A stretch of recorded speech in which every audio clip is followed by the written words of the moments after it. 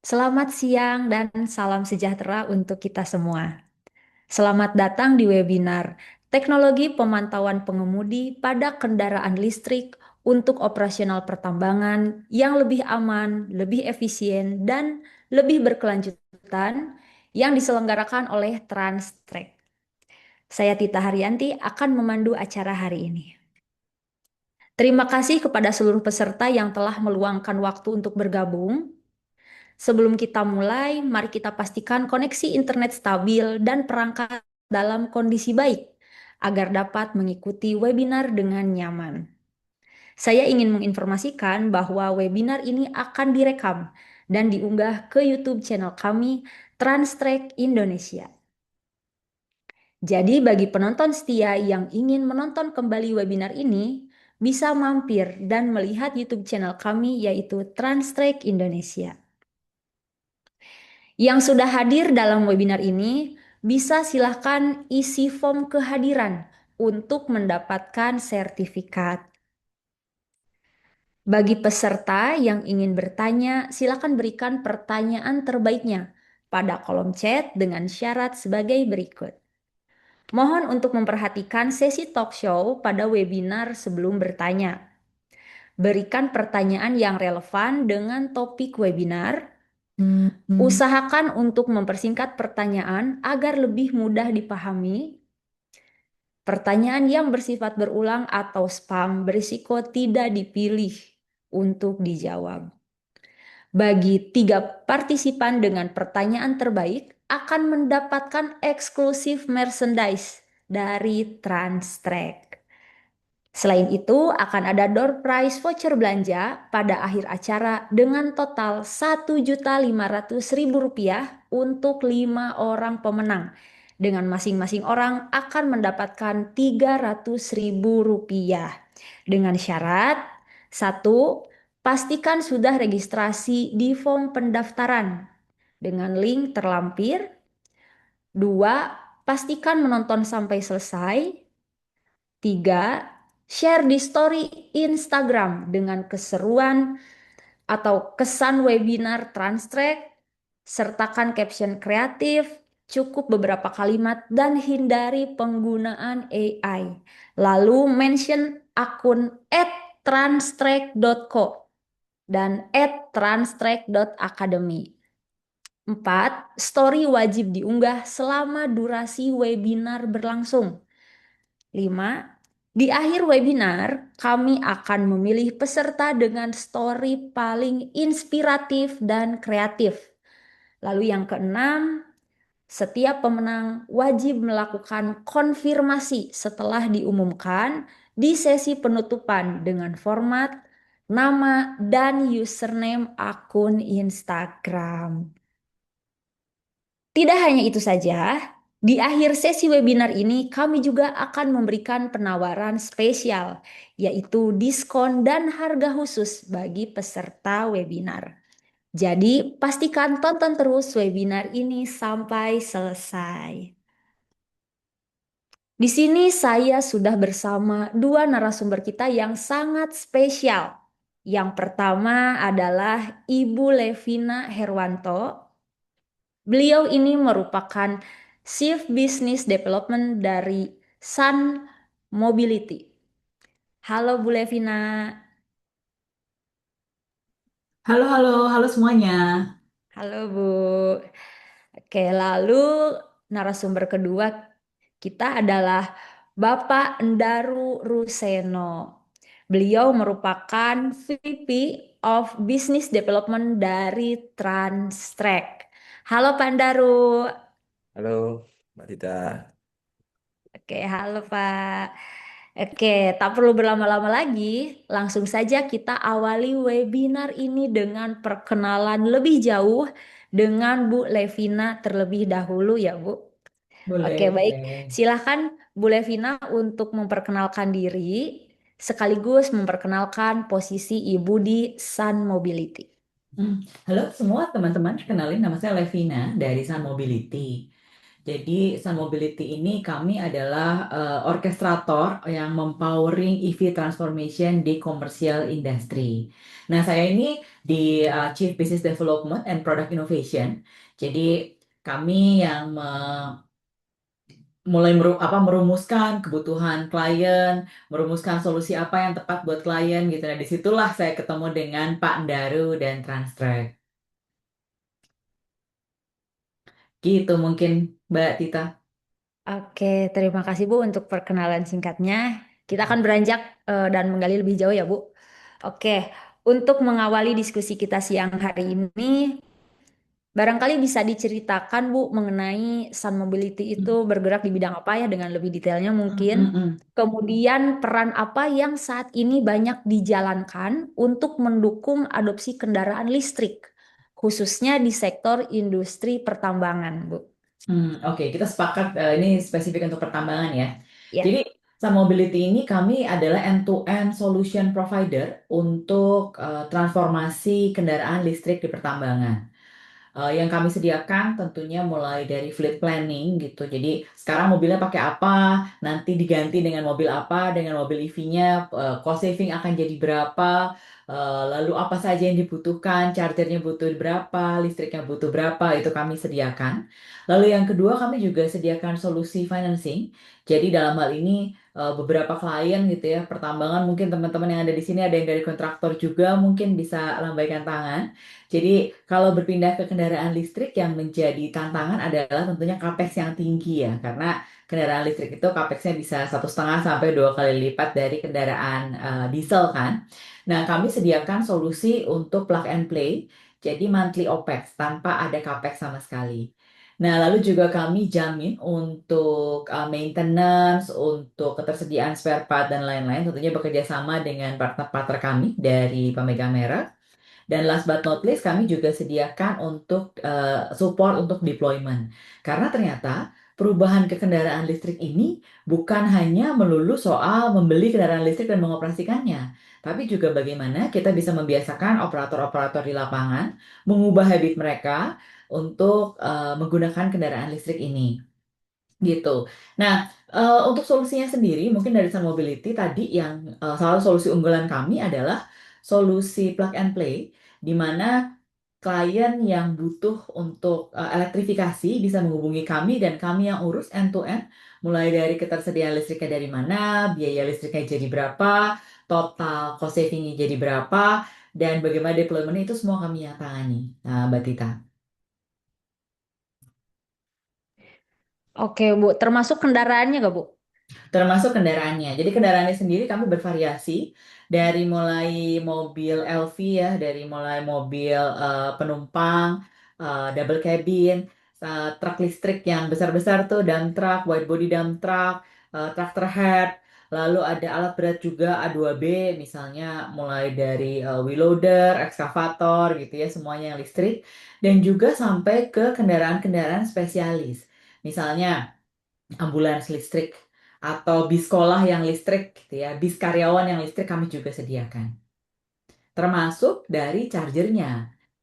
Jadi teman-teman, klien-klien kami nggak perlu pusing, hanya tinggal menyediakan data lokasi, lalu kami lakukan site survey, kami hitung, and so on so forth. Lalu dalam satu jangka waktu tertentu, misalnya 1,5 bulan gitu ya untuk deploymentnya, nanti unitnya sudah ada di tempat teman-teman, chargernya sudah bisa diinstal dan sudah bisa tinggal digunakan. Oh, oke. Berarti Gitu. sistemnya yang mau kendaraan yang apa baterainya diganti ya Bu ya atau yang di charge? Ada juga, ada juga. Jadi kami juga mengikuti perkembangan teknologi. Seperti mungkin teman-teman di sini tahu bahwa perkembangan teknologi mobil listrik ini banyaknya dari China ya. Kami mengikuti juga, jadi mulai dari charger station yang mungkin 2 tahun lalu paling besar 120 kW gitu ya, sekarang sudah 750 sampai 1 megawatt. Termasuk juga dari mobile charger, jadi mungkin semacam kebayangnya kayak semacam power bank tapi buat truk gitu yang bisa bergerak ke sana kemari. Termasuk juga tadi swap station. Jadi kami akan analisa untuk job site-nya apakah harus menggunakan swap station atau dengan charging station is enough. Karena ada beberapa karakteristik nih yang nanti harus dilihat gitu. Oke. Oke, baik Bu. Oke. Dari sudut pandang Sun Mobility sendiri, bagaimana kondisi industri pertambangan saat ini, Bu? Terutama dari sisi operasional, biaya energi, dan tuntutan keberlanjutannya, Bu. Oke, jadi ini menarik ya karena sebenarnya eh, kondisi pertambangan, mungkin pertambangan apapun gitu ya, tentunya ada keterbatasan. Cost makin naik gitu, apalagi transportation cost. Karena biaya diesel dan solar industri itu akan selalu naik. Apalagi sekarang udah akan segera diwajibkan sudah jadi B50 ya. Artinya harga semakin mahal, konsumsi filter solar juga akan semakin tinggi gitu ya. Sementara kalau beberapa tambang, contohnya di tambang batu bara gitu ya, harga batu bara di pasar dunia itu semakin tergerus, semakin turun. Jadi challenge-nya adalah bagaimana kita bisa melakukan optimalisasi cost, dan salah satu yang banyak dilakukan adalah dengan pindah ke kendaraan listrik. Karena ternyata dengan pindah ke kendaraan listrik, cost saving dari fuelnya sendiri itu mungkin bisa sampai 85%, Mbak. Mm-mm. Jadi selain itu juga untuk tambang-tambang lain, misalnya tambang nikel, batu bara juga gitu ya, itu tuntutan untuk eh, memiliki atau menggunakan energi yang sifatnya lebih sustainable, yang lebih green energy itu semakin tinggi. Bahkan beberapa company itu sudah mentargetkan ada net zero misalnya di tahun 2030 gitu ya atau di 2050 gitu. Nah, itu salah satu tahapan yang lumayan terasa impact-nya adalah dengan beralih ke kendaraan listrik. Oke. Tapi menurut Ibu dari kendaraan listrik tersebut gitu ya dengan environment tambang yang cukup apa ya terjal atau yang ya environmentnya seperti itulah ya Bu ya pertambangan itu aman dan gimana ya aman atau gimana Bu menurut Oke, Ibu saya dibanding pertanyaan dulu deh. kendaraan-kendaraan yang Teman-teman non yang listrik ikut lah gitu. webinar di sini, ada yang udah pernah ke tambang? Mungkin bisa raise hand. Yes. Aku pengen coba hitung nih berapa yang sudah pernah ke tambang. Oke. Mungkin apa kirim ini deh, kirim hati deh, kirim emoticon hati deh di di Zoom-nya.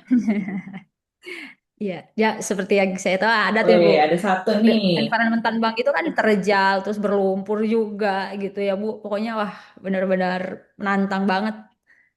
Itu Betul, gimana jadi tuh mengenai pastinya yang udah safety-nya? pernah ke tambang udah kebayang ya bahwa Iya. ekosistem di sana bukan seperti jalan tol, bukan seperti jalan di perkotaan gitu ya. Pak Syahid juga sudah pernah nih tadi Pak Ereza. Memang challenging yaitu ada ada jalan yang naik kecuramannya sangat curam misalnya gitu ya, turun naik dan juga jalannya masih tanah liat, beberapa mungkin belum chip seal, belum diaspal, belum beton gitu ya. Most likely adalah seperti itu. Nah, ini sebetulnya justru membawa keuntungan untuk kendaraan listrik. Kenapa? Karena tadi turun naik ketika dia terjal, mobil listrik itu dia akan ada sistem namanya regenerative braking. Jadi ketika dia turunan, dia itu bukan mengkonsumsi energi tapi malah menghasilkan energi. Jadi ketika mobil listrik itu di turunan, dia bukan mengkonsumsi baterai, listrik yang ada di baterai, tapi dia malah mengenerate energi untuk baterainya itu sendiri. Jadi tentunya pemakaian akan jadi semakin hemat gitu ya. Yang kedua, permasalahannya mobil-mobil ditambang tadi dengan kondisi kayak tadi kan torsi ya. Kalau misalnya torsinya nggak besar, ketika terjebak di lumpur itu nggak bisa keluar gitu. Nah, mobil listrik ini torsinya lebih besar. Jadi dia kalau mobil diesel itu kan ada step by step dari engine-nya untuk akselerasi torsi ya. Jadi ada tahapan lah untuk dia bisa menghasilkan torsi maksimum. Kalau mobil listrik itu dari awal memang torsinya sudah tinggi. Jadi secara tarikan dia akan semakin besar gitu. Nah, terus pertanyaannya lagi, wah kalau mobil listrik mungkin tadi ya di terjal gitu di daerah berlumpur gitu, itu aman atau enggak gitu? Nyucinya gimana? Nanti baterainya rusak apa enggak gitu ya? Aman. Itu ternyata baterai dan kelistrikan itu sudah diuji oleh beberapa atau standarisasi tersendiri yang memang dia sudah diuji dari hujan gitu ya, dari lumpur, angin, dan beberapa unit yang kami deploy itu juga kami tambahkan untuk proteksi. Jadi nggak usah khawatir nanti bawa mobil listrik tiba-tiba baterainya kena batu, terus tiba-tiba baterainya rusak gitu, itu sudah kami pikirkan, Mbak. Jadi eh, yang menarik adalah mungkin kita yang lebih takut ya gitu. Apalagi mungkin kalau misalnya saya bandingkan double cabin gitu ya, asalnya manual bisa digas, bisa dilangsam gitu. Sekarang dengan Matic ini gimana nih impactnya gitu kan. Eh, Awal-awal mungkin semua orang berpikir begitu, tapi setelah deploy, setelah ada unit-unit yang dipakai, tanggapan driver itu bagus banget. Driver merasa lebih nyaman, lebih bertenaga gitu ya, goyangannya juga lebih stabil gitu katanya mobil-mobil listrik ini gitu. Jadi kalau untuk lokasi masih bisa diakalin. Oke, baik Bu. Oke, dari pengalaman Sun Mobility mendampingi implementasi EV di sektor tambang, apa tantangan operasional paling nyata, Bu, yang biasanya baru muncul setelah EV benar-benar digunakan di lapangan? Deployment tadi. Jadi ketika sudah digunakan ternyata ada deploy change management ya dari driver, dari semua orang-orang yang ada di ada di tambang gitu ya. Kan nggak cuma driver ya, ada apa namanya? eh, Pengawas, ada PJO di sana gitu ya, ada officer safety misalnya di sana. Ini deploymentnya yang paling menantang menurut kami. Beberapa training itu harus selalu dilakukan, nggak bisa satu kali jalan gitu ya langsung hafal, karena eh, seperti manusia pada umumnya lah. Kita juga kalau punya barang baru gitu pasti tertarik ingin mencoba gitu ya. Ingin mencoba ini itu, ingin memodifikasi, ingin coba kalau diginiin itu gimana and so on so forth. Jadi kemarin ada kejadian salah satu unit kami itu kan ada portable charger ya. Ada portable charger untuk LV kebetulan. Portable chargernya itu tetap saja walaupun portable charger kayak charger laptop atau charger handphone tapi arusnya kan besar ya, minimum itu ada 2000 kW gitu di arusnya itu dicolokkan ke sambungan kabel biasa di rumah. Terbakarlah itu sambungan kabel gitu. Jadi mungkin ini ya eh ke, ke keingintahuan atau rasa penasaran dari user-user yang memang kadang-kadang harus kita jaga ya gimana caranya supaya itu tidak menimbulkan bahaya di kemudian hari. Oke, berarti dari sisi eh, pengecasan juga tidak bisa sembarangan ya, Bu ya? Iya, betul betul. Oke. Berdasar pengamatan Ibu, apa trigger point yang akhirnya membuat para pelaku sektor tambang mulai serius mempertimbangkan EV? Apakah lebih banyak datang dari dorongan keberlanjutan atau justru dari kebutuhan efisiensi biaya dan operasional, Bu? To be honest, kalau di Indonesia lebih banyak dari efisiensi ya. Jadi, Hmm, kalaupun itu solusi keberlanjutan, tapi kalau harganya lebih mahal, biasanya pelaku industri itu geleng-geleng gitu. Jadi, kebetulan ini trigger utamanya tentunya dari efisiensi, tapi ke depannya juga selain itu ada efek lainnya, yaitu efek keberlanjutan. oke. Karena Mm-mm. nyambung sama dengan yang Ibu tadi jelaskan ya, contohnya misalkan kalau kendaraan listrik ketika turunan dia justru menambah energi ya Bu untuk dari Mm. baterainya sendiri tidak mengkonsumsi itu ya Bu ya. Ya, Itu salah betul. satu faktor efisiensi tadi. Oke. Selain Lalu itu sebetulnya eh, yang efisiensi muncul dari penghematan harga eh, bahan bahan bakar industri ya. Solar mm-mm. industri kan harganya semakin naik tadi dan semakin mahal gitu ya. Ya. Kalau dengan menggunakan listrik, kita asumsi misalnya listrik dari PLTU atau dari PLN gitu, itu jauh banget cost savingnya. Oke, iya kebayang Bu. Iya ya. Oke, lalu perubahan apa yang paling signifikan Bu terjadi pada cara tambang mengelola armada setelah mulai menggunakan EV? Jadi yang sebelumnya mungkin pakai mobil yang non EV, sekarang yang EV itu perubahan yang signifikannya di mana Bu biasanya? Yang signifikan tentunya pola kerja ya. Pola Mm-mm. kerjanya berubah, jadi ada waktu-waktu yang harus di-spare untuk mengecas EV-nya sendiri. Itu satu. Kedua, Mm-mm. eh, lebih ke disiplin ya, disiplin tadi untuk karena kan ketika mobil diesel itu mungkin lupa ngisi itu jarang gitu ya. Tapi kalau mobil EV ini kan ada harus disiplin yang harus dilakukan untuk pola kerja. Mm-mm. Yang ketiga, mungkin nanti kaitannya dengan Transtrack adalah data itu menjadi lebih visible. Data itu menjadi lebih available dan juga bisa dianalisa. Dan dari data-data yang ada, datanya semakin kaya, tentunya tingkat safety itu semakin terjaga ya di tambang ya, gitu. Oke, tadi untuk waktu pengecasan Bu ada disiplin di sana itu kira-kira dalam pengecasan atau replace baterai gitu ya Bu, tergantung tadi environmentnya itu berapa lama Bu kira-kira?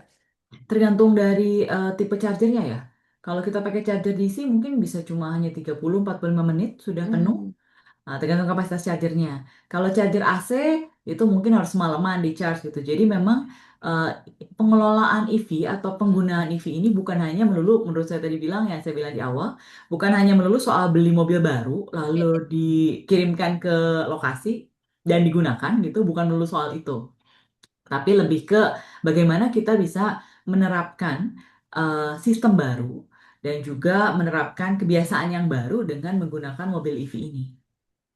Oke Bu, biasanya untuk pengecasan dari sampai tadi Bu 45 menit itu untuk penggunaan berapa lama ya Bu? Kalau di case-case yang biasa Nah, itu ini tangani. terkait dari rutenya masing-masing karena akan berbeda-beda. Mm-mm. Contohnya di salah satu site kami itu cukup dilakukan pengecasan 2 sampai 3 hari sekali. Oh, Itu karena baterainya kapasitasnya dia bisa sampai 200 ya sebenarnya di brosurnya bisa sampai 300 something tapi aku sarankan hanya 250 misalnya ya. Itu bisa pemakaian 2 sampai 3 hari baru dia butuh untuk dicas. hemat hemat sih Bu ya, hitungannya ya Bu. Tidak Yang tidak tiap membuat hari lebih gitu. hemat adalah biaya tadi ketika kita sudah Iya, hitung biaya pengecasan per kilowatt iya. dibandingkan dengan biaya diesel gitu liter per kilometer. Iya, betul. Dan ngecasnya juga tidak perlu tiap hari, ternyata 2 sampai 3 hari sekali. Hanya 45 menit gitu ya. Mm-mm, mm-mm. Oke, sekarang kita beralih pada pembahasan mengenai regulasi nih, Bu. Hmm. Apakah saat ini ada regulasi khusus yang mengarahkan pada implementasi EV di sektor tambang? Sayangnya kalau untuk kewajiban gitu ya, mungkin kalau seperti di Cina ada beberapa insentif-insentif gitu untuk quote and quote yang mendorong atau mewajibkan gitu ya. Di sini belum ada. Jadi dari pemerintah memang tidak ada keharusan, tidak ada regulasi yang diwajibkan, tapi regulasi-regulasi lain yang harus dipatuhi tetap sama ya.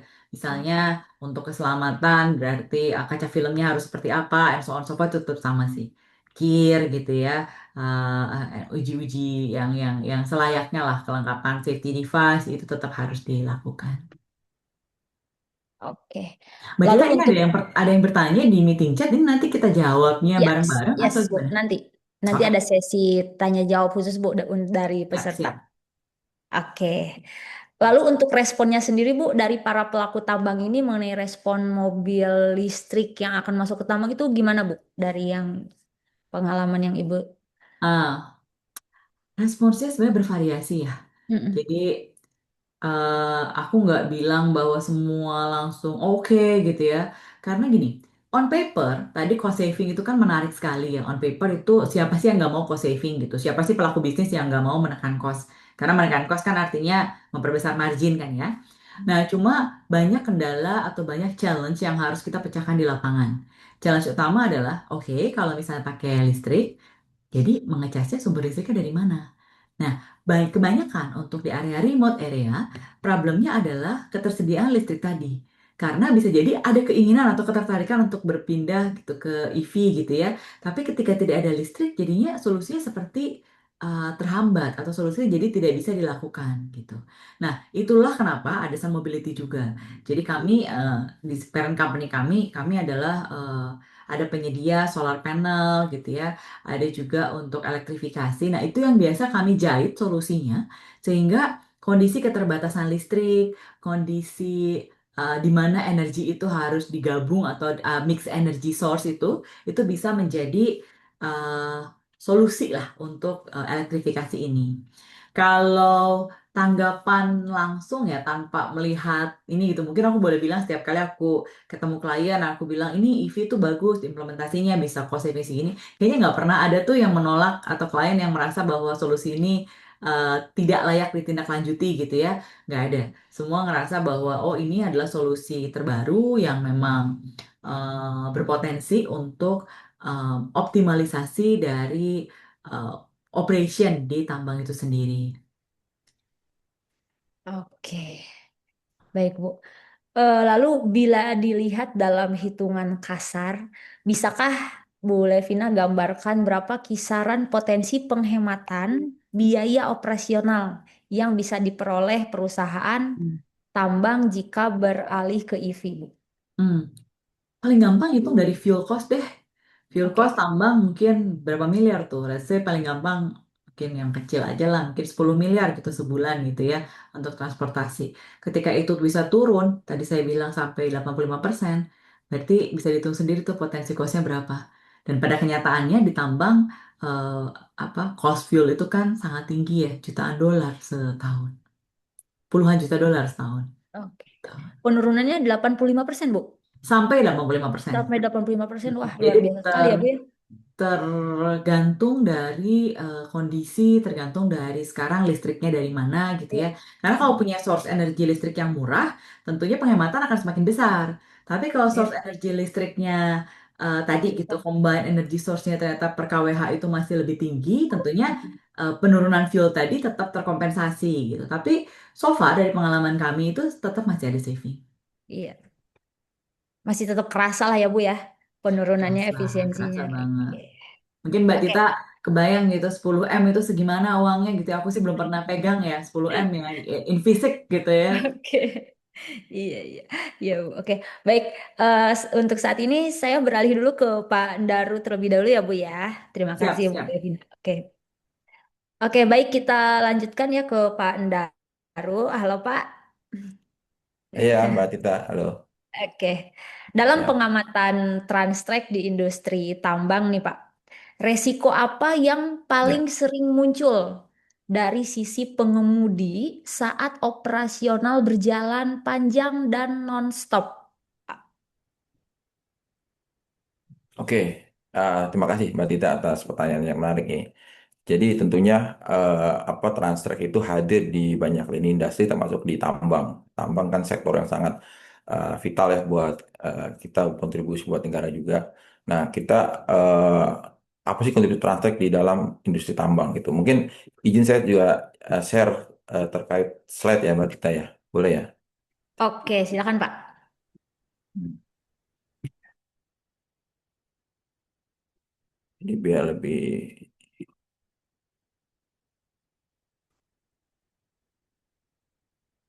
sudah terlihat Mbak Tita. Oke, sudah Pak. Ini slide-nya yang Transtrek Mining Fleet Solution Ya, ya Pak ya. Oke, oke. silakan Pak. Oke, izin sharing ya bagaimana Transtrek hadir dalam solusi di industri tambang ya. Dari sisi kendaraannya, bagaimana Transtrek ini memberikan apa implementasi IoT, Internet of Things ini dari berbentuk sensor yang tentunya memberikan tingkat aktivitas dan efisiensi dari sebuah proses bisnis di tambang. Oke, mungkin langsung saja saya coba memberikan insight. Jadi yang pertama kita lakukan adalah memberikan solusi terhadap capture data. Karena basicnya itu bisnis tadi yang Bu Evina juga mention juga bagaimana kemudian ambil data. Nah, data itu tentunya harus di-provide dari sebuah teknologi. Kalau data dalam bentuk catatan manual mungkin margin error tinggi, tapi kalau basisnya adalah sebuah sensor atau device, itu akurasinya lebih tinggi dan lebih konsisten terkait datanya. Nah, jadi kita pasang dulu nih Mbak Tita, implementasi apa teknologi Transtech ini di alat tambang. Contoh-contohnya seperti ini ya, tentunya ada kamera, ada kamera 360.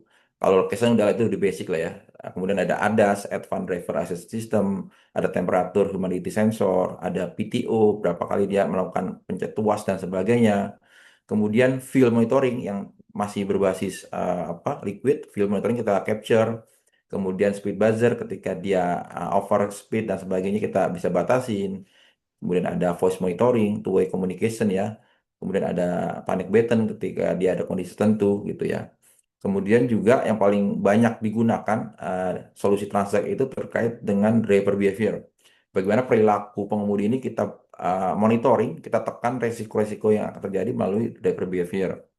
Ya, apa saja yang didetek diantaranya terkait dengan apa namanya kondisi si driver gitu. Nah, jadi ini langsung saya loncat sini dulu. Jadi bagaimana posisi dia menguap, menguap berarti kan yawning itu berarti indikasi dia tidak fokus sehingga potensi semakin tinggi untuk dia menabrak suatu objek dan sebagainya. Dia tertidur ya, kemudian dia apa ya pakai mata hitam, kemudian dia mulai merokok, otomatis tidak fokus gitu kan. Kemudian dia keluar dari posisi normalnya. Kemudian ada lagi ADAS yang membantu dari sisi membaca objek ke depannya. Jadi banyak sensor-sensor yang berbasis kamera ataupun inputan lainnya yang kita pasang di dalam apa namanya kendaraan sehingga resiko ya kita nggak bisa jamin 100%, tapi resikonya menurun. Karena yang sering kali terlewat itu ketika eh, kendaraan tadi eh, terjadi kecelakaan, ya kan ruginya itu udah akumulasi cukup tinggi dari unit tidak beroperasi, kemudian dari risiko pengemudinya. Nah, jadi kita mitigasi risiko ya untuk menggunakan solusi data aset. Mungkin gambaran sementara seperti itu Mbak Tita dari saya. Oke, Pak. Jadi mengenai mitigasi resiko di operasional pertambangan ini dari Transek ini berarti dalam bentuknya ini tadi ada pemantauan gitu ya, Pak ya? Pemantauan Betul, perilaku pengemudi ya, Pak. betul. Itu berarti bentuknya kita di apa perangkat keras ya, Pak ya, hardware gitu ya, yang dipasang. Ya, Oke. Lalu ini betul. penampakan ini bisa dilihat dari mana, Pak? Dari platformnya kah atau gimana tuh, Pak? Ya, jadi solusi kita, Mbak Tita, dari sisi kita end to end juga tadi seperti tadi Mm-mm. halnya dari Sun Mobility, tentunya kita memberikan solusi itu nggak nanggung. Kita end to end dari device kita provide, kemudian connectivity. Nah, terkadang Mm-mm. ini kan jadi isu ya teknologi canggih, teman low sinyal dan sebagainya. Jadi kita pasang juga teknologi GSM maupun pakai satelit dan sebagainya. Dan yang dari sisi softwarenya, platformnya kita provide sehingga si user itu mendapatkan satu kemudahan. Jadi tidak harus memikirkan banyak hal, dia cukup satu paket yang kita delivery sehingga dia tinggal menggunakan termasuk teknologi AI-nya nih. Ini jadi sekarang kan zamannya AI yang Mbak Tita ya. Ya, Bagaimana iya betul sekali, Pak. AI ini membantu mensummary-kan dari 100 trip 100 trip di hari ini berapa yang masih ngantuk sehingga kita bisa dapatkan rapotnya. Rapot ini tentunya menjadi sebuah decision bagi manajemen untuk mengambil keputusan. Ternyata si Hmm. A ini sering ngantuk nih kan, ternyata kurang kopi mungkin Mbak Tita ya. Nah itu dipanggil lah, dilakukan treatment sehingga resikonya ini. Jadi manajemen tuh ngambil keputusan itu udah berdasarkan data, nggak pakai feeling kan. Saat ini kan mungkin kalau nggak punya data ya tentunya feeling, pakai perasaan. Kayaknya sih si A ini sering ngantuk, ternyata emang mukanya dia sering ngantuk gitu. Nah jadi ini kita membantu dia manajemen untuk ngambil keputusan berdasarkan data, begitu Mbak Tita. Oke, end to end ya, Pak. Berarti End to ekosistem end, utuh ya, Pak ya, dari betul. perangkatnya, Cara terus pakainya, dari monitoringnya, cara pakainya, iya. sampai ke analisis datanya, raportnya tadi lah, seperti yang Betul. Bapak bilang ya, Rapotnya Pak kita ya. provide. Oke, wah mantap nih, Pak. Oke, lalu selanjutnya mengenai tadi ya, Pak, tadi sudah dijelaskan nih, Pak, mengenai implementasi EV di tambang. Ya.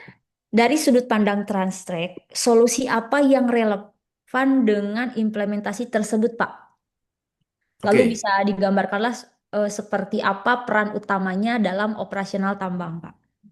Oke, jadi melalui kerjasama kami Translink dengan Sun Mobility, kami diberi kesempatan untuk mengeksplor yang tadi kita mengoprek-ngoprek yang kendaraan berbasis apa namanya bahan bakar minyak ya, kita mengeksplor EV. Tentunya ada basic-basic yang berbeda ya dari sisi fundamental kelistrikannya, dari sumber dayanya. Nah, kita dikasih kesempatan berkolaborasi memberikan satu solusi yang kita sudah implementasikan di salah satu tambang ya di Kalimantan itu. Kita memberikan solusi tadi driver behavior itu melalui DMS dan juga melalui DMS ada dua model Mbak Tita, ada yang berbasisnya MDVR dan juga dashcam yang lebih sederhana lagi. Kemudian juga yang baru juga yang kita diminta itu terkait dengan seat belt sensor Mbak Tita. Nah, mungkin kalau di bawahnya ini kan cuma bunyi, tapi di sini orang tambang itu apa bisa men-capture dari nggak hanya sekedar bunyi, tapi di dalam platformnya itu kita lihat kursi mana yang sering bunyi. Bunyi dalam artian ada apa namanya? Ada penumpang ya. Nah, dari mana kita tahu ada penumpang? Nah, tentunya kita nggak menebak. Kita ada namanya sensor okupansi, Mbak Tita.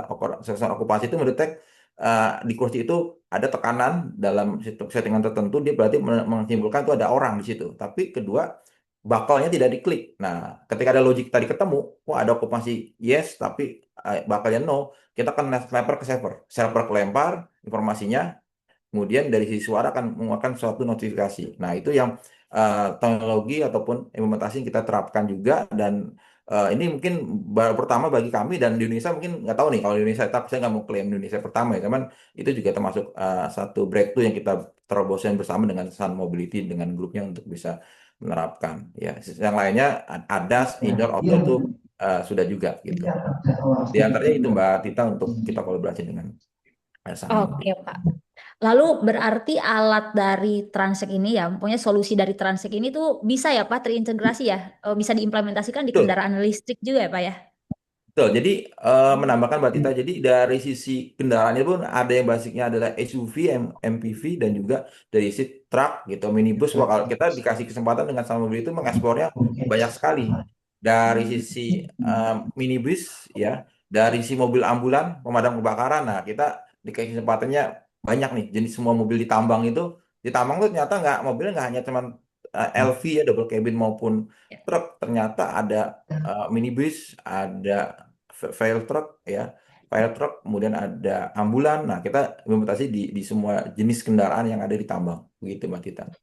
Dengan Oh, termasuk juga yang EV, nah, EV pun tadi sudah ini Mbak Tita, sudah banyak brand, nggak satu brand, hampir ada 5 brand. Ya, saya sebut brandnya aja lah ya, mungkin udah common juga, ada BYD, ada JAC dan sebagainya itu udah kita terapkan juga di EV di tambang melalui Sun Mobility gitu. Berapa brand lainnya juga gitu. oke, baik Pak.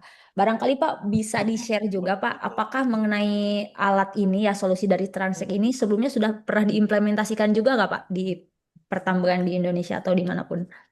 Nah, ini pertanyaan menarik nih. Gimana Transact proven dipakai di tambang?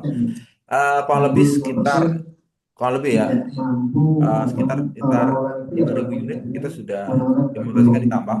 Sebentar Pak, mohon maaf Pak, suara backgroundnya menutupi suara Bapak Pak. Oh, mungkin ada yang suara bocor Mbak Tita. Di saya normal. Sebentar. Oke, Oh, ini enggak. ada suara yang bocor kah? Ya, Tolong dicek. tadi Barangkali mati. dimatiin. Oh, sudah ya? Oke. Silakan Oke. Pak, dilanjutkan Pak tadi pertanyaannya. Implementasi solusi Transek di pertambangan.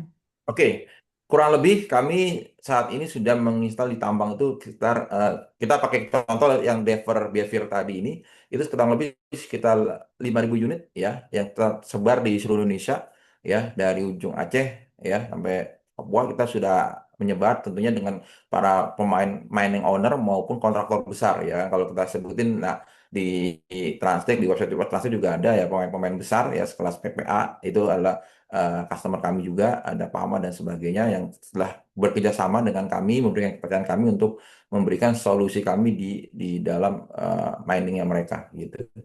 Jadi sudah banyak yang kita terapkan. Tapi tentunya kami ingin berdampak lebih untuk bisa berkontribusi ke apa tambangan luas ya Mbak Tita. Jadi kita bisa ingin lebih lagi seperti itu Mbak Tita. Oke, Pak. Berarti sebelumnya implementasinya langsung di kendaraan listrik atau non listrik nih Pak yang sudah diimplementasikan? Dua-duanya Mbak Tita. Oh, Nah, dua-duanya sudah ya Pak? ya Non sudah. EV dan Yang EV berarti itu sudah ya Pak ya? sudah, Oke. makanya tadi melalui partner kami kita nih boleh Vina untuk bisa memberikan kesempatan kita nih untuk bisa mengimplementasikan di EV-nya langsung. Jadi kita Hmm. kolaborasi dengan Sun Mobility dan kita sudah proven itu saat ini udah hampir menyentuh 100 kurang lah Mbak Tita, 50 lebih ya. Kita sudah menginstal di tadi brand-brand yang saya sebutkan itu sudah kita proven terinstall dengan baik gitu, Mbak Tita. Oke, berarti tidak terbatas pada jenis kendaraannya ya Pak, dan tipe kendaraannya juga tidak Betul. terbatas mau listrik, mau non listrik, mau tipe Ya, kendaraan seperti apapun itu bisa diimplementasikan ya Pak untuk solusi sudah dari tadi yang saya Transek ini. jelaskan. Ya, sampai mobil ambulan Mbak Tita itu juga kita pasang Mbak Tita. Oke, Ya, wah luar biasa sekali nih Pak.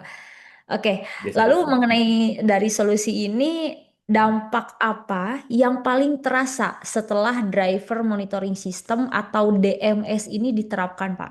Apakah dari sisi keselamatan, kedisiplinan, atau kelancaran operasional? Oke, saya coba apa point of view-nya dari sisi manajemen. Ya, manajemen tentunya yang Yes. dilihat dari cost dan ya cost entah costnya menurun ya kan. Nah, jadi kita bisa menekan cost dulu karena basicnya kita melihat dari sisi operasional ya yang bisa terukur ya cost. Jadi beban-beban cost kejadian-kejadian tidak seharusnya terjadi itu kita bisa tekan dari tren kecelakaannya, dari apa potensi-potensi kita bisa tekan. Nah, jadi dari sisi cost tentunya eh, ada yang sifatnya tentunya tidak langsung berdampak, memang kan secara tren itu jadi menurun. Yang tadinya tidak monitor, resikonya makin tinggi, kejadian makin banyak, tapi dengan ada itu dia lebih bisa menjaga ya. Jadi kan tools ini membantu meningkatkan apa implementasi safety gitu. Mungkin dia punya aturan main, tapi aturan mainnya berbasisnya kertas, beda dengan berbasis alat ya kan teknologi. Nah, jadi kita apa ya tech enabler untuk menerapkan teknologi-teknologi itu memberikan sebuah penekanan terhadap cost gitu kan. Itu yang utama dari si mata manajemen. Tapi yang lainnya dari kenyamanan si driver, otomatis si driver akan lebih apa confident. Ah, gue nyetir ini terjaga nih teknologi bantu saya tadi saya ngantuk gitu kan.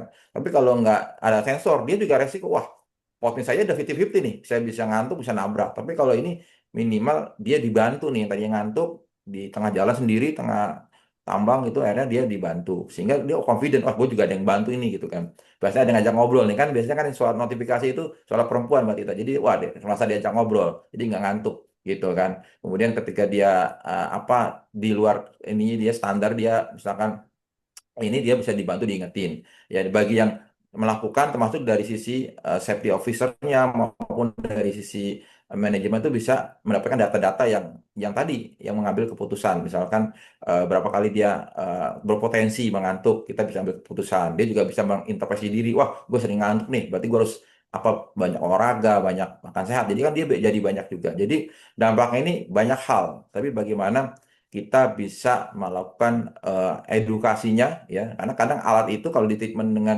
wah mengganggu ya tetap aja jadi berasa apa namanya mengganggu tapi kita coba edukasi bahwasanya ini alat membantu meningkatkan produktivitas memberikan kenyamanan buat pengendara memberikan warning kan ketika supir tadi cerita ke keluarganya Mbak Tita wah saya di alat yang saya gunakan ini pakai ini apa pakai sensor sehingga saya ngantuknya diingetin wah keluarga seneng kan Mbak Tita untuk wah berarti suami saya Iya. atau keluarga saya ini otomatis lebih safety nih ya kan otomatis keluarga seneng kan beda kalau ini gambling aja dah udah ada resiko jadi itu dampak psikologisnya dapat juga Mbak Tita itu gambarannya tapi banyak hal ya yang nggak bisa saya jelaskan satu-satu memang jelas kurang lebih seperti itu Mbak Tita Oke, jadi ibaratnya ada yang nemenin dan ada yang ngingetin gitu ya Pak ya ya. iya ya ya gitu kan memang orang Oke. suka diingetin dan ditemenin gitu Iya, iya. Oke, Pak. curhat Ini Hmm.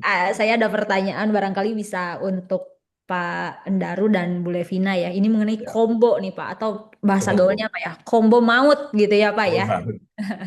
Jika Ya. EV dan DMS ini diterapkan secara bersamaan, bagaimana kombinasi ini membantu tambang mencapai operasional yang lebih aman dan efisien? Oke, silakan barangkali dari Pak Endaru dulu deh. Oke, dari saya dulu ya. Dari Oke, beliau. terima kasih Ya. Mbak Dita. Pertanyaan yang menarik nih, mau lagi kan dua, dua Yes. combo. Oke, oke. Jadi gini, eh, yang pertama dengan adanya teknologi DMS, sehingga tadi potensinya itu menurun. Ya, kita bayangkan dari satu hari satu strip. Nah, dengan mungkin nggak pakai DMS, mungkin trennya tuh sehari mungkin 95 gitu. Limanya mungkin ada insiden yang sifatnya near miss ataupun yang sudah terjadi dan sebagainya. Nah, itu angkanya ada sehingga nggak titik optimal dia nggak 100 gitu kan dengannya DMS itu bisa meningkat mungkin 97 99 gitu kan sehingga 99 dikali per hari dikali berapa bulan seberapa hari dalam sebulan dikali berapa dalam setahun, otomatis itu akan juga besar. Nah, jadi dari sisi produktivitas lebih meningkat. Nah, kemudian dari cost, ya kan. Seringkali cost itu di capture dengan kejadian kecelakaan rusak, tapi nggak dari itu. Ketika rusak, operasionalnya berkurang tuh. Karena ketika replace alat pun kendaraan kan nggak gampang masuk di moving tuh lama berapa hari. Nah, jadi potensial loss-nya tinggi. Nah, dengan DMS membantu dari potensial loss, ya loss dari sisi bentuknya uang maupun loss loss kerugian lain gitu kan. Nah, jadi DMS ini hadir untuk memberikan mitigasi risiko ya tanpa menghilangi ada risiko, risiko tidak bisa dihilangi tapi hanya bisa dikendalikan.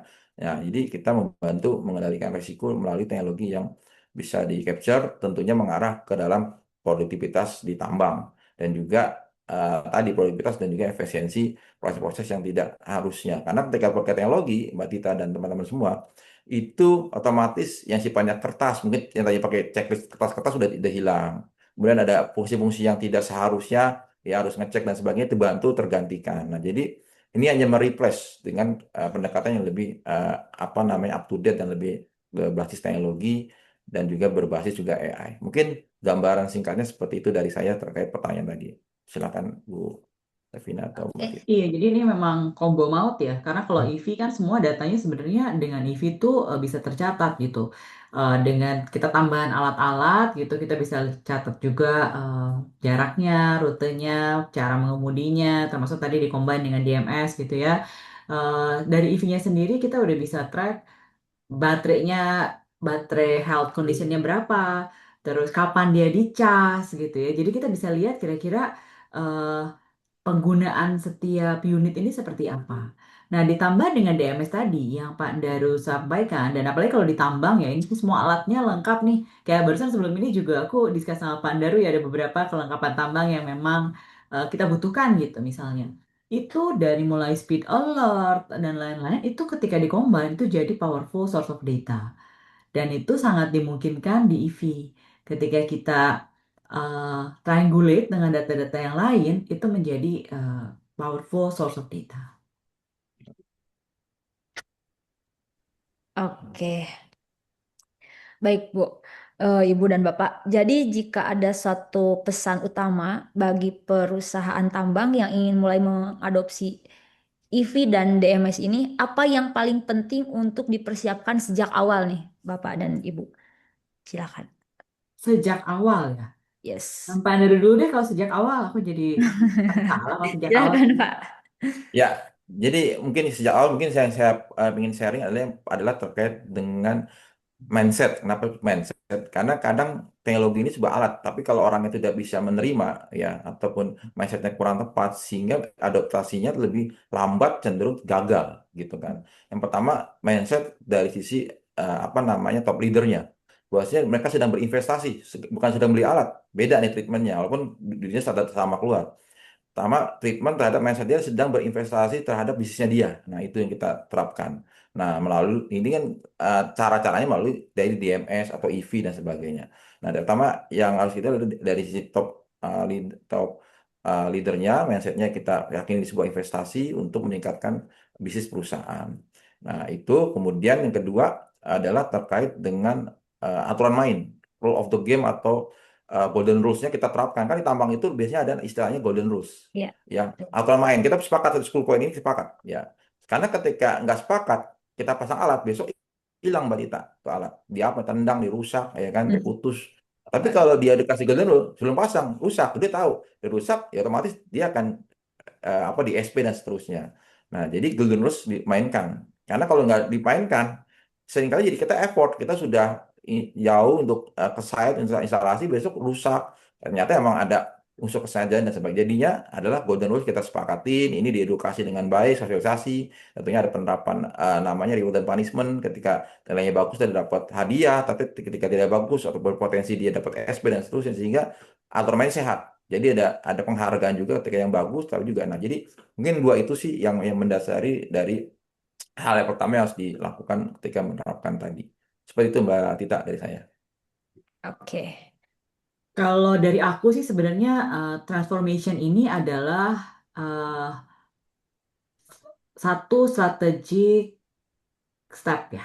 Jadi jangan dilihat ini sebagai keren-kerenan biar kelihatan ikutin eh, tren, biar kelihatan ini adalah satu solusi yang lagi hype gitu ya. Kita perlu selalu berpikir untuk keberlanjutan. Jadi bukan perkara soal tadi aku bilang bukan perkara hanya beli mobil, hanya beli alat-alat terus dipakai supaya terlihat keren itu bukan seperti itu. Karena kedepannya kalau khusus untuk mining gitu ya, mungkin tadi gitu karena ini bukan sebuah movement keren-kerenan, tentunya impactnya juga berkelanjutan. Jadi mulai dari cost saving yang jangka panjang, mulai dari keamanan yang semakin meningkat, produktivitas yang semakin meningkat, operasional yang semakin berkualitas, dan juga ini adalah solusi mining masa depan. Karena the future of mining bukan hanya bagaimana memindahkan lebih banyak tons, lebih banyak unit gitu ya, tapi lebih ke how to move them cleaner, how to move them smarter, and also to create more profits. Jadi lebih more profitably gitu. Jadi ini harus dilihat sebagai strategic movement, bagaimana kita bisa mencapai uh, green mining and also more profitable mining gitu. Oke, luar biasa sekali Bapak dan Ibu. Oke, sebagai pertanyaan penutup dari saya sebelum kita open ke peserta ya. Bagaimana Pak Andaru dan Bu Levina melihat peran teknologi EV dan DMS dalam operasional tambang di Indonesia dalam 5 sampai 10 tahun ke depan? Oke, kalau aku lihat sih ini sudah jadi kewajiban ya teknologi untuk DMS salah satunya gitu ya. Itu menjadi satu kewajiban dan keharusan. Kalau sebelumnya mungkin ini jadi luxury ya Pandaru ya, bahwa oh dengan DMS Anda bisa meningkatkan safety gitu, Anda bisa mengontrol driver Anda dengan lebih baik gitu ya. Dengan DMS datanya bisa ada predictive monitoring lah, predictive maintenance, preventive monitoring and so on so forth. Tapi sekarang udah bukan lagi merupakan luxury, it's a must have. Karena sekarang tuh operasional tambang itu HSE itu sangat diketatkan ya. Itu satu kewajiban gitu. Jadi ini penggunaan alat-alat ini udah jadi must have tadi, udah jadi hygiene gitu. Kalau nggak pakai alat ini nggak boleh loh jalan di tambang. Iya, iya betul. Oke, silakan Pak Andaru barangkali Ya, dilanjut. ke depannya di tambang ataupun di banyak sektor itu tentunya sudah melakukan sebuah transformasi digital ya dengan bermacam bentuk ya. Tapi yang berasa itu ketika digitalisasi berbasis sensor atau IoT karena impactnya langsung di lapangan. Tapi kalau AI itu mungkin di dalam komputer depan laptop atau di office. Tapi kalau yang berbasis IoT itu bisa langsung ke lapangan dari sensor-sensor tadi. Nah, jadi adaptasi ini ke depannya sih akan sangat masif ya kan dengan hari ini kita tahu AI itu sudah sangat dahsyat dalam berkembang, otomatis AI yang berbasis sensor itu sudah harus juga dilakukan di dalam di tambang gitu. Kemudian green terkait dengan apa namanya bahan bakar ataupun hal-hal yang bisa dilakukan go green itu sudah mulai ditingkatkan seperti ke EV gitu kan otomatis apa namanya konversi terhadap ESG juga meningkat gitu ya. Itu juga bagian yang harus sudah pada bergerak ke sana gitu. Bagaimana environment ini, kesehatan, keselamatan itu sudah menjadi tren dan sudah menjadi apa arah bagi para pebisnis termasuk di tambang.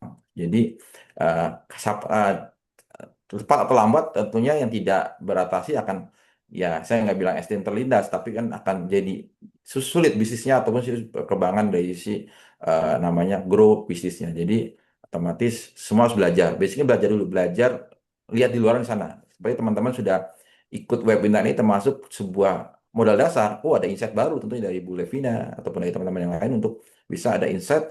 Tapi insight itu akan nggak kemana-mana kita tidak mengambil keputusan ya kan sekedar masuk ke kanan ke kiri tapi bagaimana kita belajar dan kita coba mengeksplor lebih dalam atau mengambil keputusan untuk mungkin trial dengan Sun Mobility maupun dengan Transtrack. Jadi itu menjadi sebuah apa langkah-langkah yang kedepannya sama-sama untuk grow. Semua pun pasti mau grow, berarti kita pasti mau bertumbuh ya kan. Tapi mau itu nggak cukup, tapi harus action. Nah, mungkin itu sih Mbak Tita dari saya.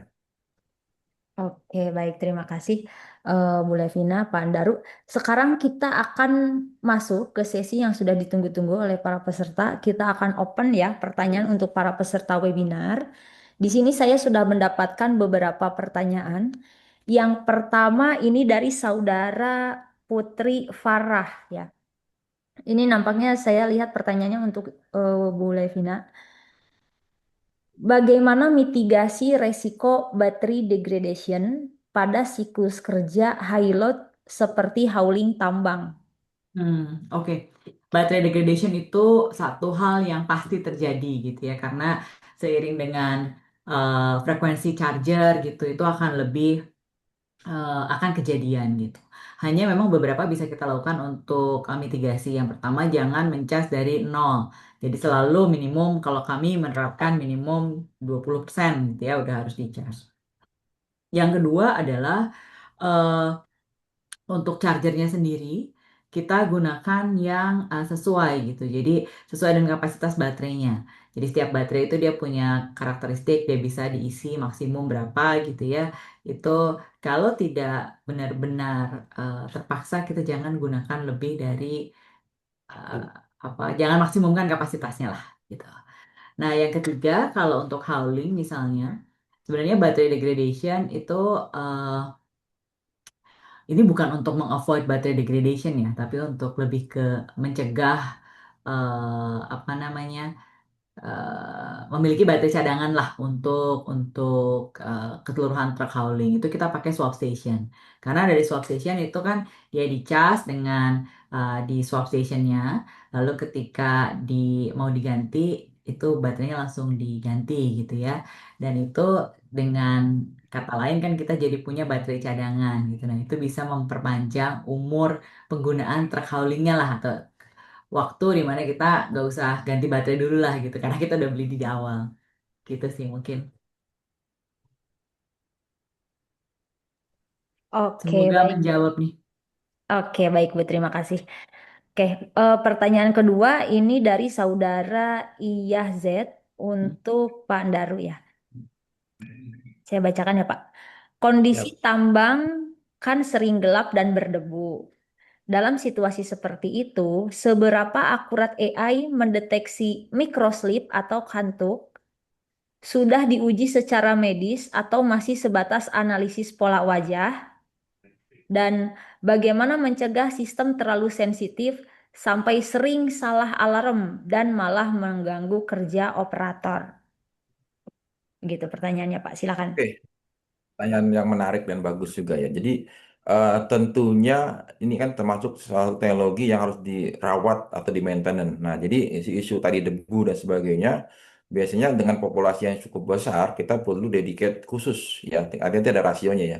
Jadi kita terapkan ada yang dedicate untuk merawat gitu kan, merawat dari tadi apa namanya ketika dia terdeteksi nggak nunggu kejadian tapi ada preventif dari tim monitoring pusatnya sudah melaporkan, dari tim lapangannya juga ngecek, wah mungkin kena debu, harus dibersihkan.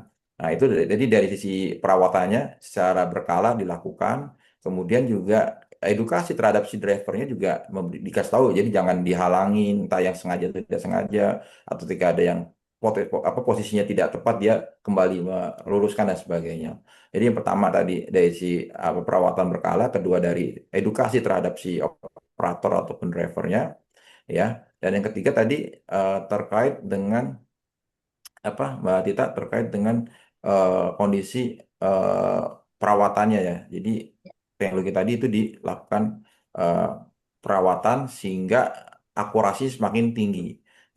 Tentunya ketika ada terlalu sensitif gitu kan, over sensitif ataupun terlalu rendah. Nah, itu biasanya di tuning, dilakukan kalibrasi Mbak Tita, ya kan. Nah, jadi tentunya ketika kita delivery, user kan melakukan BST ya, sehingga dia akan melakukan cek dulu, bener nggak? Jangan terlalu sensitif malah mengganggu, terlalu kurang malah tetap jarang lossnya. Jadi tentunya kita ada kesepakatan di lapangan, seperti itu kita sepakati untuk di tuning di angka berapa, di tingkat sensitivitas berapa, itu banyak parameter-parameternya tuh. Ya, itu kalau nanti sudah menggunakan pasti ada parameternya, mau berapa kali kedipan udah boleh. Nah, itu bisa kita custom. Tentunya regulasi setiap perusahaan itu berbeda, dan kita tinggal melakukan custom. Jadi jangan khawatir, ada konfigurasi yang kita bisa lakukan ya untuk bisa di setup. Itu mungkin untuk bisa menjawab pertanyaan tadi, semoga bisa menjawab Mbak Tita. Oke, baik. Terima kasih Pak Andaru. Oke, pertanyaan ketiga dari saudara Denny. Ini pertanyaannya, bagaimana integrasi antara data DMS dengan sistem pengereman otomatis atau AEB ya pada truk listrik untuk mencegah tabrakan secara real time? Serta bagaimana perilaku pengemudi yang terpantau oleh DMS seperti ngerem mendadak atau akselerasi agresif berdampak langsung pada masa pakai baterai dan range kendaraan listrik tambang. Ah, ini nampaknya untuk eh, Ibu dan Bapak barangkali ya. Dari Hmm. Pak, oke, dari Pandara dulu barangkali boleh silakan Pak. Oke. Ya, nah jadi untuk mendeteksi selalu kan tadi use case-nya pengen Mbak capture tadi rem mendadak atau ngebut dan sebagainya. Sebenarnya bicara pola capture itu banyak cara ya. Dari yang GPS only pun dengan tingkat akurasi yang tinggi dia bisa mengcapture ketika ada kecepatan tertentu ya, interval tertentu yang dia dapat itu bisa memberikan deteksi. Atau yang kedua dari apa namanya tekanan terhadap rem ataupun gas itu kita bisa deteksi. Ya, kalau yang sudah berbasis apa namanya Euro sekian ataupun basis ECU itu electronic control unit itu kita bisa tapping, kita bisa capture melalui CAN bus readernya untuk mendapatkan datanya. Itu jadi di dalam mobil-mobil terbaru ini udah berbasis komputer sehingga kita bisa melakukan tarik datanya. Kita olah lagi menjadi sebuah alert ataupun sebuah report dan sebagainya. Jadi dari kami eh, pilihannya ada beberapa pilihan, tentunya masing-masing pilihan punya punya plus dan minus. Kemudian kita bisa mengambil data tersebut untuk dilakukan output dalam bentuk apa suara ke dalam driver ataupun nanti ke dalam dashboard ataupun dalam bentuk raport dan sebagainya. Jadi seperti itu untuk menjawab tadi Mbak Tita. Nah, kalau dari aku Oke, sebenarnya tadi terkait dengan battery health tadi ya, karena iya, betul. ketika AEB atau pengereman mendadak itu akan Betul. menghasilkan, tadi kan saya udah bilang ada regenerative, ada regen braking ya. Jadi ketika dia ada pengereman itu sebetulnya ada arus kuat yang dialirkan ke baterai gitu. Nah, untuk jangka panjang ini tidak bagus karena ada arus besar mendadak yang segera diberikan ke baterai. Karena pengaruhnya juga ketika arus besar itu sebetulnya ada temperature yang naik gitu di baterai. Gitu. Jadi kalau saya boleh pilih ketika kami sosialisasikan ke driver, itu tentunya baiknya mengemudi dengan stabil kecepatannya gitu ya, jangan jangan ada banyak rem mendadak gitu. Jadi tadi dengan salah satunya dipantau via DMS tadi. Kami juga berikan skor tuh driver mana yang driving behaviornya bagus gitu. Tujuannya adalah ya tadi mengurangi jangan ada tiba-tiba ada baterai stres gitu lah Ya. disebutnya. Itu mengurangi umur baterai soalnya. Oke, Apalagi baik. ditambang ya, ditambang kan panas suhunya. Jadi baterai Ya, juga betul, Bu. sebetulnya sudah ada eh, salah satu impact yang menyebabkan bisa ada degradasi gitu ya. Nah, cuma jangan ditambahlah dengan yang lain, jangan ditambah dengan AEB dan lain-lain. Oke, iya, Bu. Oke, Bu. Oke, selanjutnya pertanyaan dari saudara Ereza Hardian KJ. Ini untuk Pak Andaru ya. Integrasi data seperti rekomendasi KNKT waktunya gimana nih? Integrasi data seperti rekomendasi KNKT waktunya membuat road hazard mapping bukan hanya di tambang, tapi jalanan di Indonesia. Bagaimana peran Transtrek dalam keterbukaan data untuk keselamatan mobilitas di Indonesia? Mengingat kolaborasi dan keterbukaan data menjadi isu utama. Gitu Pak Oke, pertanyaannya. oke, terima kasih. Ini menarik ya membawa unsur dari apa KNKT. Jadi sebelumnya kalau bicara yang KNKT, alhamdulillah eh, kita advisor kita asal advisor Nasdaq itu dari KNKT Pak Wildan. Nah bahkan juga kemarin di apa tahun lalu kita sudah ada FGD ya terkait dengan itu beliau ngisi untuk dari perspektif KNKT. Jadi sebuah tren kecelakaan preventif itu tapi tentunya analisa beliau itu udah skala nasional. Namanya dia banyak kejadian langsung dia amati ya dari banyak aspek pendekatan. Nah jadi itu sangat bisa gitu karena apa ANKT itu juga bagian dari advisor kami karena kami berkecimpung di dunia transportasi sangat tepat kami eh, apa diarahkan oleh Pak Wildan untuk mengedukasi apa masyarakat ataupun hal itu untuk bisa lebih baik lagi dalam berkendara. Jadi seperti itu untuk apa kolaborasi dengan KIKT dan juga solusi-solusi lain. Jadi penerapan KIKT itu seringkali kita coba capture apa sih solusi secara aplikatifnya melalui teknologi transaksi ternyata ini tepat. Nah, jadi kita juga seperti itu. Kemudian terkait dengan apa namanya data ya tentunya eh, legalitas itu tentunya bicara B2B ataupun dari si karyawan, si driver ke pengusaha pasti ada kontrak, ada kesepakatan. Nah, contoh ketika dia udah berkendara, itu kan udah contohnya jam kerja. Jam kerja itu ya semua data yang di capture itu bagian dari punya perusahaan seperti halnya laptop kita dalam bekerja ya berarti kan laptop perusahaan. Nah, jadi otomatis statement itu udah ada kesepakatan dalam bentuk legalnya dari sisi privasinya ya itu bisa sudah ada kesepakatannya gitu kan. Jadi tidak ada karena beda halnya kalau mobil pribadi ya mobil pribadi kita atau kendaraan pribadi kita saya pasang kan otomatis kan itu ada kesepakatan nah sehingga itu beda treatment. Jadi itu udah ada NDA-nya, ada agreement antara si driver dengan perusahaannya dan itu juga jam kerja bukan di luar jam kerja sih. Jadi unsur-unsur itu sudah aman itu sudah bagian dari pekerjaan dan sudah ada legalitasnya yang jelas gitu kan terkait dengan privasi maupun kerahasiaan data. Mungkin dari saya seperti itu Mbak Tita. Oke, baik Pak. Terima kasih. Selanjutnya pertanyaan dari Saudara Faiz. Ini nampaknya boleh dari Pandaru ataupun dari Bu Levina ya. Dengan penggunaan alat monitoring dari device Transtrack yang pasti menggunakan daya listrik, apakah akan mempengaruhi daya penggunaan baterai dari kendaraan EV? Oh ya, pasti ada ada part dari energi yang dipakai untuk membiayai atau menghidupkan DMS. Tapi sebenarnya nggak besar ya, Mandaru ya. Ya, nggak besar Bu. Ya, ya. Jadi menambahkan, jadi memang basisnya aki itu juga kan nantinya ada aki yang sifatnya sebagai sumber utama, ada juga aki yang buat apa cadangan atau buat hidupin lampu dan sebagainya sifatnya ini ya bisa mengisi secara otomatis dan seterusnya. Jadi tidak begitu signifikan terhadap baterai gitu kan. Kemudian juga apa namanya dengan apa namanya sumber daya itu juga kita sudah memilih mana yang tidak membebankan secara powernya dan juga lebih safety dalam tappingnya, tapping supply listriknya. Dan itu juga kita uji secara berkala, ya kan. Jangan sampai ada DMS ini ataupun DMS ini dipasang di EV itu jadi rusak gitu kan. Jangan sampai karena tentunya kita ada analisa dulu, ada assessment. Jadi kita nggak uh, ada proses-proses pre-assessment dulu sebelumnya. Jadi uh, potensi tadi kecil terjadi dan hampir tidak terjadi seperti itu. Mbak Kalau Tita. nggak salah cuma berapa Pak? Di bawah 20 kilowatt kali ya. Ya, kecil, Bu. Dan setiap tipe juga berbeda-beda tentunya. Tapi kalau lebih overall Ya. seperti itu. Dan kalau malah kalau nggak pakai DMS, driving behavior-nya nggak bisa terjaga, tadi pengaruhnya besar ke baterai gitu. Ya, Jadi kalau disebut trade-off ya better pakai DMS lah. ya, betul. Betul. Oke, baik. Terima kasih Bapak dan Ibu. Ini pertanyaan terakhir ya dari Saudara Nurdita As.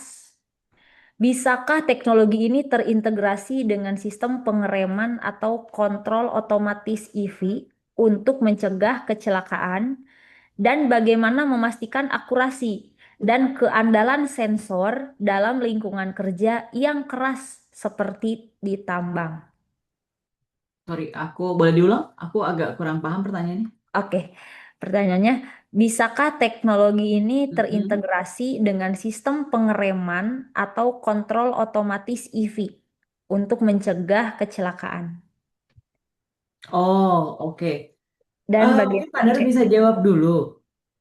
ya dari Kalau Pandara dulu nampaknya. di aku sih sebenarnya kan beberapa ada teknologi untuk safety eh, apa namanya distance alert gitu ya. Jadi kalau kayak di mobil biasa ada ADAS gitu ya, jadi bisa pengereman mendadak. Eh, Dalamnya mungkin lebih detail dari Pandaru. Bagaimana itu berfungsi, Pak? Silahkan. Baik, tentunya kalau beberapa sensor yang built-in yang bawaan si kendaraan itu sudah apa namanya sudah sinkronis dan sudah lebih presisi ya tentunya. Jadi ketika tadi pakai ADAS, sebenarnya ADAS dikonekkan ke dalam apa auto brake system ataupun apa dia otomatis sudah built-in. Tapi yang sifatnya edisional, nah itu seringkali tidak sampai se-advance itu karena ada sistem-sistemnya harus kita apa namanya kita interrupt atau kita masukkan otomatis tidak agak sulit. Jadi karena itu termasuk yang hal yang kritikal karena rem itu ketika sistemnya error otomatis jadi kemana-mana tuh tiba-tiba apa justru jalan menabrak dan sebagainya. Dan itu terjadi di Tesla ya kita sempat dulu rame ya bagaimana setir otomatis otonomus cuman kan ketika di error jadi kemana-mana tuh. Nah jadi basicnya dia harus build in dulu karena udah hal yang kritikal rem itu kritikal ya kita nggak bisa tapping gitu kan. Nah jadi biasanya di build in kendaraannya tapi kalaupun kita menambahkan sensor ADAS ya jatuhnya nggak bisa langsung mendistract atau memberikan satu keputusan tapi membantu rekomendasi ya kan misalkan dia ada suara ada rem gitu kan atau ada suara bajak yang kenceng atau ada apa namanya sesuatu yang jadi dia mengambil keputusan. Jadi tahapannya seperti itu. Kalau kita langsung ke ini itu harus ke pabrikan, jatuhnya harus ke dan dealer itu prinsipal yang kita harus apa lakukan integrasinya. Mungkin dari saya itu Mbak Tita. Ya bahkan mungkin nambahin sedikit kalau untuk ditambang, beberapa produsen itu malah menyarankan sistem ADAS-nya dimatikan saja gitu ya. Jadi digantikan dengan alert-alert tertentu karena penggunaan di tambang itu berbeda dengan di jalan umum gitu. Eh, dengan kondisi misalnya ketika berpapasan dengan eh, truk besar atau dengan alat berat gitu itu kan agak berbeda. Jadi memang harus betul-betul dikalibrasi dengan baik dulu sih. Nggak bisa yang quote unquote bawaan sudah default gitu langsung dipergunakan dan itu dijadikan alat keselamatan itu malah tidak disarankan.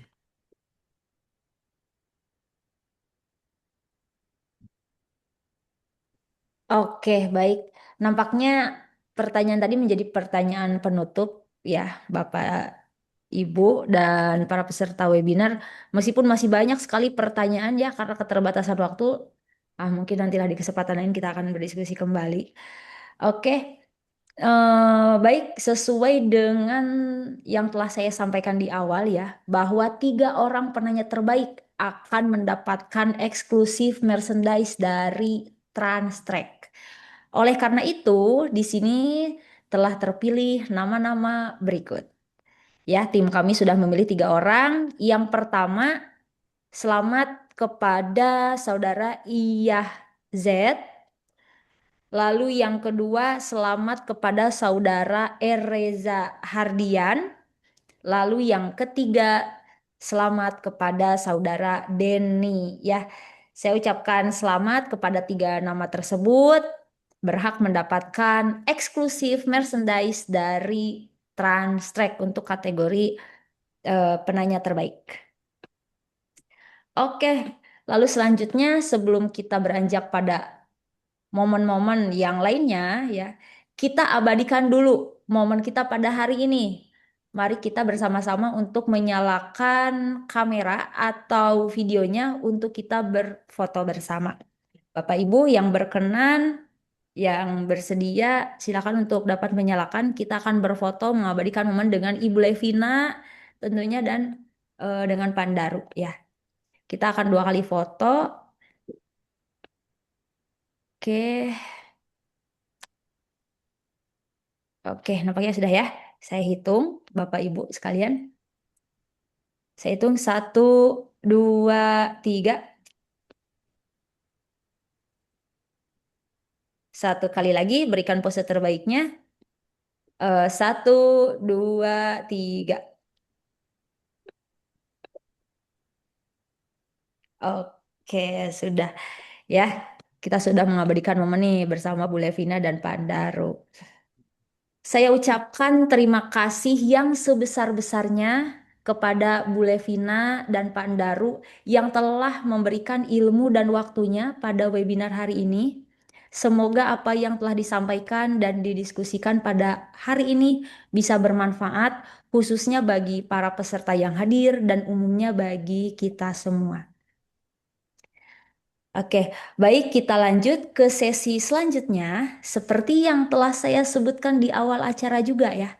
Khusus bagi peserta webinar, kami memberikan diskon webinar spesial sebesar 20% dan 10% dengan syarat dan ketentuan yang berlaku.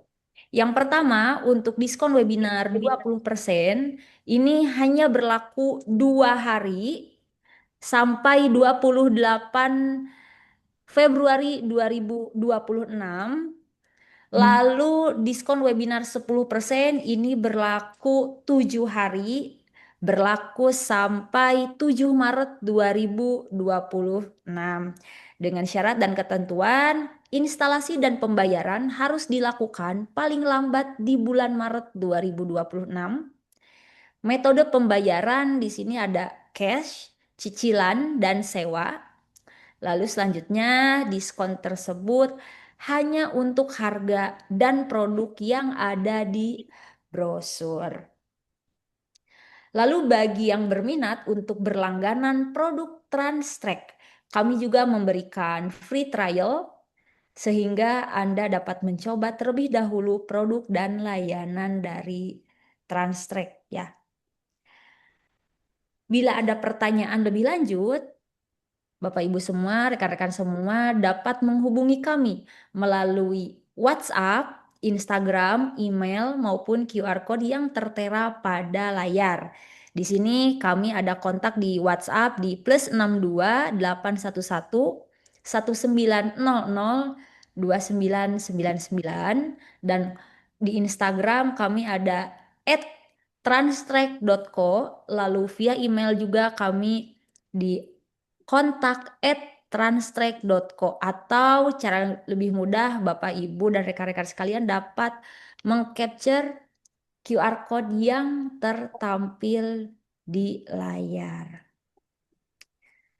Oke, akhirnya kita sampai pada momen yang ditunggu-tunggu nih, mengenai pengumuman 5 orang pemenang yang akan mendapatkan door prize voucher belanja dengan total Rp1.500.000 dengan masing-masing orang mendapatkan Rp300.000. Baik, saya akan menyebutkan username-nya satu persatu. Nanti akan saya hitung sampai 3. Lalu pemenang harus merespon hadir ya dengan mencantumkan username Instagramnya di kolom komentar. Bila tidak ada respon dan tidak mencantumkan username yang disebutkan sampai di hitungan ketiga, maka akan dianggap hangus. Oke, kita mulai. Jadi ketika saya sebut username-nya langsung hadir, tulis username Instagram gitu ya di kolom chat. Oke, yang pertama ya, yang dipilih oleh tim kami itu pemenang story Instagram. Yang pertama adalah @darus_goodboy. Hadirkah? Oke, hadir. Darus Goodboy ada ya. Oke. Lalu yang kedua ada atas nama @sonafdikendedes. Oke, hadir juga ya. Lalu selanjutnya yang ketiga ini ada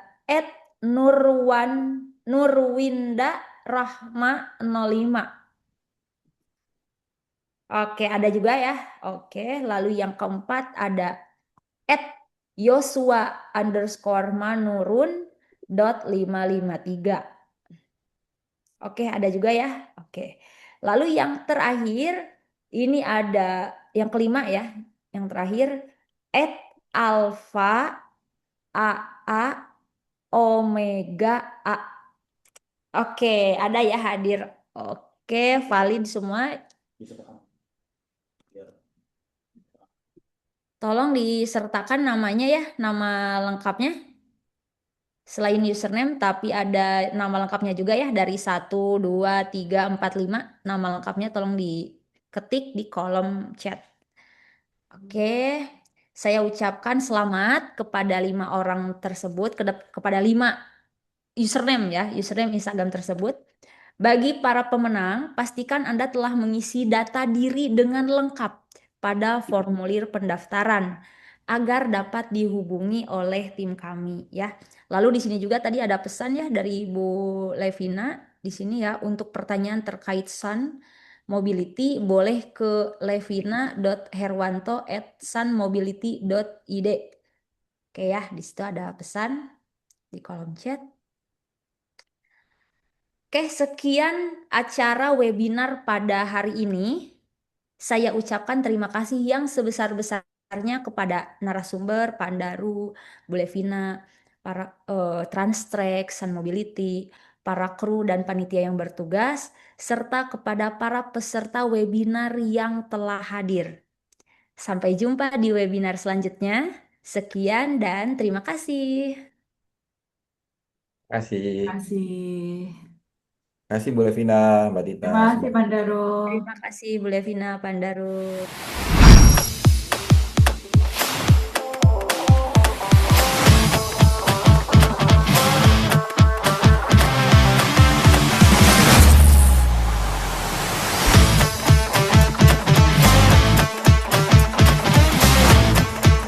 Kenapa kami pakai Transtrek? Kami memang selama ini menggunakan karena melihat dari penggunaan, kemudahannya, kemudian ketepatan titik poin yang diperlukan, kemudian dengan konfirmasi, informasi, komunikasi dari teman-teman Transtrek, sales-nya dan juga customer service-nya.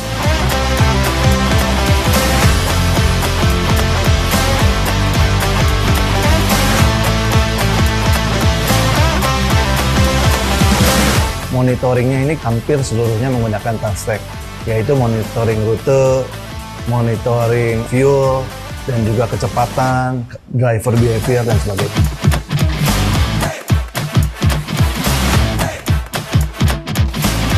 Yang paling bermanfaat adalah fitur real-time monitoring, yang dimana kami dapat memantau semua pergerakan unit kami, dan kami juga dapat memantau driver kami, penggunaan BBM, bahkan sampai waktu tempuh atau kecepatan dari kendaraan tersebut.